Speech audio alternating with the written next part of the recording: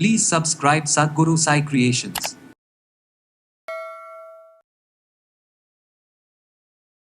இந்த சக்தி நின்ற இடத்துல போய் நம்ம ஒரு பவர் பாயிண்டில் வச்சு நம்ம வேணால் என்ன நடக்கும்? சக்தி மட்டுமே நடக்கும், நல்லது மட்டுமே நடக்கும், செய்காரியம் நடக்கும். நோய் தீராத நோய், வெண்புள்ளிகள், அதேமாதிரி கேன்சர், என்ன பெரும் வியாதிகள், இம்பேக்ட் ஆஃப் ஆர்கன் அப்படின்னு சொல்லுவாங்க, இருக்கக்கூடிய எல்லா உறுப்புகளையும் தூண்டி விடக்கூடிய சக்தி டோபமின்க்கு உண்டு.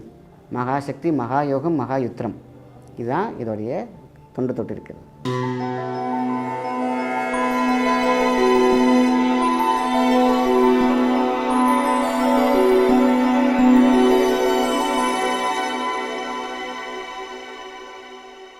வணக்கம், உங்கள் மாயன் செந்தில்குமார். இன்றைய பதிவு ரொம்ப ரொம்ப முக்கியமான விஷயம். நோய் தீர்க்கும் ஒரு முக்கிய அபூர்வமான ஒரு விஷயம் தான் பார்க்க போகிறோம். ரொம்ப சிம்பிளாக இருக்கும். சங்கில் தண்ணி வச்சு குடித்தா என்ன அப்படி இருக்கும், பால் ஊற்றினா எப்படி இருக்கும், உள்ளர என்னென்னலாம் அந்த காலத்தில் வச்சுருக்காங்க, இதனால் என்ன நன்மைகள் அப்படின்னு பார்த்தீங்கன்னாக்கா, சங்கு, அது வலம்புரி சங்காக இருக்கட்டும், இந்தியன் சங்காக இருக்கட்டும், ஆஃப்ரிக்கன் சங்காக இருக்கட்டும், எது வேணாலும் இருக்கட்டும், வலம்புரியாக இருக்கட்டும், இடம்புரியாக இருக்கட்டும், எதுவாக இருந்தாலும் நல்லதே புரியும். அந்த காலத்தில் பார்த்திங்கன்னா பாலாடைக்கு பதிலாக சங்கில் தான் கொடுத்துருக்காங்க. சங்கில் பால் குடித்த குழந்தை எந்த ஒரு டாக்டர்டையும் போனதே கிடையாது. ஏன்னு கேட்டிங்கன்னா, தொடர்ந்து சங்கில் பால் ஊட்டிட்டு இருந்த ஒரு குழந்தைக்கு நோய் எதிர்ப்பு சக்தி அதிகமாகும். டோபோமின் அப்படிங்கிற ஒரு விஷயம் பார்த்திங்கனாக்கா எப்பொழுதுமே குழந்தையிலேருந்து எல்லாத்துக்குமே வளர தொடங்கும். அப்போ தான் பார்த்திங்கனாக்கா அவங்களுக்கு இம்பேக்ட் ஆஃப் ஆர்கன் அப்படின்னு சொல்லுவாங்க, இருக்கக்கூடிய எல்லா உறுப்புகளையும் தூண்டி விடக்கூடிய சக்தி டோபோமின்க்கு உண்டு. நினைநீர் சுரபிகளை இயக்கக்கூடிய சக்தி. அப்போ பால் அப்படிங்கிற விஷயம் பெருசான உணவாக இருந்தாலும் சங்கில் வைக்கும் பொழுது அது மகா மருத்துவமாக மாறுகிறது. ஸோ அதேமாதிரி பார்த்திங்கன்னா தண்ணி வச்சுருப்பாங்க, சங்கில் துளசியை போட்டிருப்பாங்க, அது மகா தீர்த்தமாக மாறும். சங்கு வச்சுருப்பாங்க, அதில் காசு போட்டிருப்பாங்க, மிக அமிர்த சுரபியாக மாறும். ஆக வெறும் சங்காக வைக்கக்கூடாது. வீட்டில் அதில் தண்ணி வச்சுருக்கலாம், பச்சரிசி வைக்கலாம், எது வைக்கிறோமோ எண்ணத்தை, இந்த சங்கில் சும்மா ஜஸ்ட் அதை பார்த்துட்டு எனக்கு இதெல்லாம் நடக்கும்னு சொன்னாலும் எண்ணத்தை வைத்தாலும் அதில் வண்ணமாகத்தான் மாறும். சங்கோடைய பார்க்கடல் கொடுத்த பார் அன்னை கொடுத்த மிகப்பெரிய பொக்கிஷம் சங்கு. இந்த சங்கு என்ன சைஸுங்கிறது முக்கியம் கிடையாது, அதோடைய சக்தி என்னென்னு கேட்டால், சங்குனாலே அங்கே பார்த்திங்கன்னா நம்மளுடைய இடம் வளம் சுற்றி நின்ற சக்தி நின்ற இடம். இந்த சக்தி நின்ற இடத்துல போய் நம்ம ஒரு பவர் பாயிண்டில் வச்சு நம்ம வேணால் என்ன நடக்கும்? சக்தி மட்டுமே நடக்கும், நல்லது மட்டுமே நடக்கும், செய்காரியம் நடக்கும். இது ஒன்று பக்கம் இருந்தாலும் தீரும் வியாதிகள், அனைத்து வியாதிகளுமே தீரும். சங்கில் தண்ணி வச்சு நைட்டு குடிக்கிறீங்க, சங்கில் பார்த்திங்கன்னா நல்லா வாஷ் பண்ண ஒரு சங்கு, பழகின ஒரு சங்காக இருக்கட்டும், அதை ஒரு டம்ளர் தண்ணி ஊற்றி வச்சுட்டு நீங்கள் அப்படியே நைட்டு ஃபுல்லாக வச்சுட்டு காலைல குடிச்சு பாருங்கள். நோய் தீராத நோய், வெண்புள்ளிகள், அதேமாதிரி கேன்சர், என்ன பெரும் வியாதிகள், அந்த கர்மா அப்படின்ற ஒரு விஷயத்தை சங்கு தண்ணி குடித்தா தீர்ந்துடும். அதனால தான் சங்கில் வச்சு நம்ம விஷயம் தெளிப்பாங்க. அந்த காலத்துலலாம் யாராவது பேஷண்ட் இருக்காங்க இல்லையா, அன்றைக்கி வைத்தியர்கிட்ட போனீங்கன்னா சங்கு தண்ணி எடுத்து வந்துடுவாங்கப்பாங்க. சங்கு ஊற்றிடுவாங்க, நைட்டே ஊற்றி வச்சுருப்பாங்க. அந்த தண்ணி எடுத்து மூஞ்சில் ஒரு 3 தட்டுவாங்க, வயிற்றில் தொப்பில் ஒரு 3 அடி அடிப்பாங்க, பர்சனல் பார்ட்டில் ஒரு 3 அடி அடிப்பாங்க. ஏன்னா எல்லா சாபமும் கோபமும் அங்கே தான் அந்த அடங்கியிருக்கும் எல்லாமே. அதேமாதிரி காலில் அடிப்பாங்க, இப்படி தலையிலேருந்து அடிச்சுட்டு வருவாங்க. காரணம் சங்கு தீர்த்தம் பட்டால் மோட்சம் கிடைக்கும் அப்படின்னு சொல்லுவாங்க. பாருங்கள் எவ்வளோ பெரிய விஷயம். சங்கிலே நம்மளுடைய சக்திகளை அடக்க முடியும், சக்திகளை பெருக்க முடியும், சக்தி ஆற்றலை யாருக்கும் கடத்த முடியும். சங்கில் வச்சு நீங்கள் ஒரு ப்ரே பண்ணுங்கள். சங்கில் ஏன் ஊத ஆரம்பித்தாங்க? சங்கு ஊதுனாலே பார்த்திங்கன்னா ஒரு வைப்ரேட் ஆகும். இறை சக்தியோடு புல்லாங்குழலுக்கு எப்படி மயங்குறாங்களோ இந்த சங்கு சத்தத்துக்கு இறைவன் மயங்குவார்கள். சங்கு ஊதிட்டு ஏன் மந்திரம் சொல்கிறாங்க? சங்கு ஊதிட்டு அதுக்கப்புறம் எதுக்காக ஒவ்வொரு விஷயமும் நடக்கணும்னு நினைக்கிறாங்க. ஆக எல்லாத்துக்கும், நல்லது கெட்டதுக்கு எல்லாத்துக்குமே சங்கு ஊதுறாங்க. காரணம் என்ன?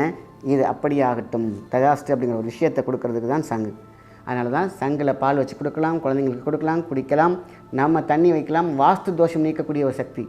வீடு பீடை பிடிச்ச வீடாகவே இருக்குது, நீங்கள் என்ன பண்ணுறீங்கன்னா ஒரு சங்கில் தண்ணி ஊற்றி வச்சுருங்க, விபூதி பச்சை கற்பூரம் போட்டு வச்சுருங்க, அவ்வளோதான். விபூதி கொஞ்சம், பச்சை கற்பூரம், அந்த தண்ணி ஒரு மணி நேரம் விட்டுடுங்க. அந்த தண்ணியை இல்லை தலையில் தெளித்தாலும் உடனே அவங்களுடைய நெகட்டிவிட்டி திருஷ்டி விலகும்.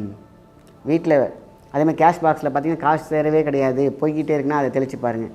கார் கிளம்புறதுக்கு முன்னாடி எங்கேயாவது வெளில போய்ட்டுங்கன்னா தெளிங்க, போகிறதுக்கு முன்னாடி தெளிங்க. வண்டி வாகனம் எதுவாக இருந்தாலும் நம்மக்கிட்ட கூட மைனஸ் ஆகிற நமக்கு முன்னாடி போய்ட்டுருக்கும் பார்த்திங்களா, தரித்திரியம்னு ஒன்று, அதை விரட்டி விட்டுட்டு ஒன்லி பாசிட்டிவை மட்டும் கொண்டு போகக்கூடிய சக்தி இந்த சங்கு தண்ணிக்கு உண்டு. இந்த சங்கில் அந்த காலத்துலலாம் பார்த்திங்கனாக்கா சங்கு வச்சுருப்பாங்க, மணல் போட்டு துளசி செடியை வேலை வச்சுருவாங்க. அந்த இலையை ஒன்று சாப்பிடுவாங்க. காரணம் மோட்சமும் கிடைக்கும், அங்கே பிரகாசமும் கிடைக்கும், அங்கே உங்களுக்கு அதிகபட்ச சக்தியும் கிடைக்கும். மகா தோரணம், மகா தோரணை, மகா சக்தி, 16 செல்வங்கள் ப்ளஸ் எல்லா வகையான சக்திகள் அப்படியே வடிக்கிக்கிட்டே போகலாம். சங்கில் அந்த வலம்புரி சங்கு கிடச்சிச்சின்னா ரொம்ப ரொம்ப சூப்பர். அதை சங்கில் பேசினாலே போதும். சங்கில் எனக்கு இது நடக்கணும், வலம்புரி சங்கு இருந்துச்சு நான் வீட்டில், அது ஆஃப்ரிக்கனாக இருக்கட்டும், இல்லை இந்தியன் சங்காக இருக்கட்டும். இந்தியன் சங்கம் தி பெஸ்ட், இப்போ இது கிடைக்கிறதில்ல. ஸோ அதனால் ஆஃப்ரிக்கன் சங்கம் இருந்துச்சுன்னா, விளம்பரியாக இருந்துச்சுன்னா எடுத்து கையில் வச்சுக்கிட்டு கண்மூடி சரணாகதியோடு இது எனக்கு நடக்கணுன்ற ஒரு பைப்பெல்லாம் சின்ன வயசில் பற்றி நம்ம பேசியிருப்போம். அதே மாதிரி அந்த சங்கில் பேசும்பொழுது அது போய் உட்கார்ந்துருக்க இடம் தெரியுங்களா, சங்கில் பேசினா எப்படி தான் நடக்கும் கேட்கலாம்.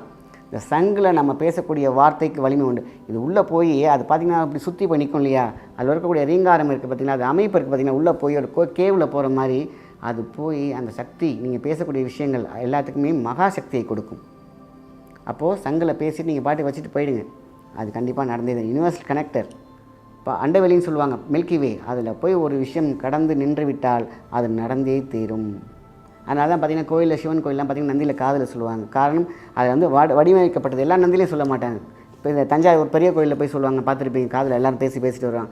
எல்லாருக்கும் சிரிப்பாக இருக்கும், இந்த நந்தி காதில் போய் பேசுகிறாங்க பாருங்களா, மூட நம்பிக்கை. அப்படி கிடையாது. அந்த நந்தி மெட்டலில் செஞ்சுருப்பாங்க. மெட்டலில் செய்யும் போதே பார்த்திங்கன்னா அது சின்ன ஓட்டை இருக்கும், அதில் வந்து சங்கில் என்ன ஒரு அமைப்பு இருக்கோ அது அப்படியே அங்கே செஞ்சுருப்பாங்க உள்ளார.